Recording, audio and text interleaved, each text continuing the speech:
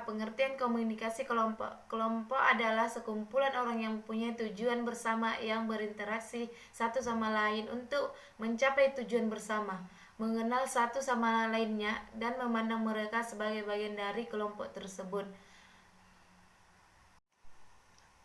1. Kelompok primer dan kelompok sekunder adalah suatu kelompok yang anggota-anggotanya berhubungan akrab, personal, dan menyentuh hati dalam asosiasi dan kerjasama. 2. In-group dan out-group. In-group adalah kelompok kita dan out-group adalah kelompok mereka. In-group berupa kelompok primer maupun sekunder. Untuk membedakan itu, 3. Kelompok anggota dan kelompok rujukan adalah kelompok yang anggota-anggotanya secara administratif dan fisik menjadi anggota kelompok itu, sedangkan kelompok rujukan adalah kelompok yang digunakan sebagai alat ukur atau standar untuk menilai diri sendiri atau untuk membentuk sikap. 4. Kelompok deskriptif dan kelompok preskriptif. Kategori deskriptif menunjukkan klasifikasi kelompok dan melihat proses pembentukannya secara alamiah. Kategori preskriptif mengklasifikasikan kelompok menurut langkah-langkah rasional yang harus dilewati oleh anggota kelompok untuk mencapai tujuannya. C. Pengaruh kelompok pada perilaku komunikasi ada 3. 1. Konformitas. 2. Fasilitasi sosial. 3. Polarisasi. D. Faktor-faktor yang mempengaruhi keefektifan kelompok ada 2. 1. Faktor situasional karakteristik kelompok. 2. Faktor personal karakteristik kelompok. 2. Komunikasi massa. Pengertian komunikasi massa.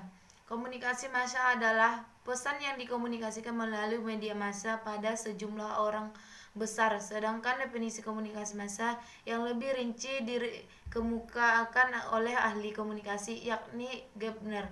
Komunikasi massa adalah produksi dan distribusi yang berlandasan teknologi dan lembaga dari arus pesan yang kontinus serta paling luas dimiliki orang dalam masyarakat industri. B. Unsur-unsur komunikasi massa ada 5. 1. Terdiri dari masyarakat dalam jumlah yang besar. 2. Jumlah massa yang besar menyebabkan massa tidak bisa dibedakan satu dengan yang lainnya.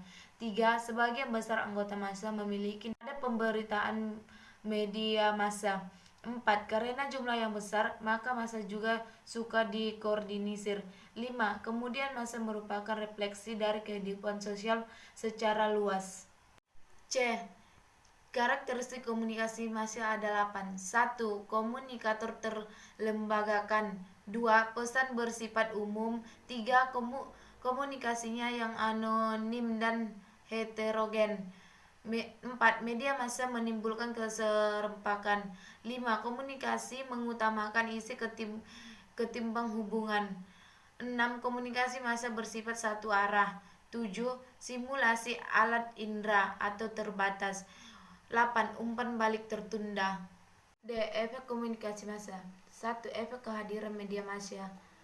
Kehadiran media massa bukan saja menghilangkan perasaan, ia pun menumbuhkan perasaan tertentu.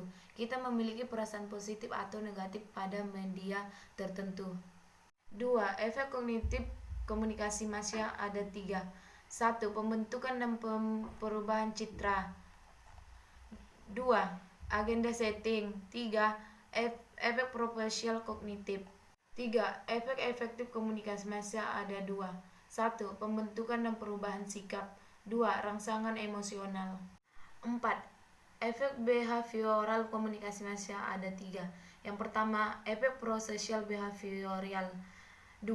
Agresi sebagai efek komunikasi massa. 3. Teori-teori efek sosial komunikasi massa.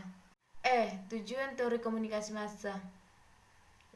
Yang pertama, untuk menjelaskan pengaruh-pengaruh komunikasi massa. Yang kedua, untuk menjelaskan manfaat komunikasi massa yang digunakan masyarakat. 3. Untuk menjelaskan pembelajaran dari media massa.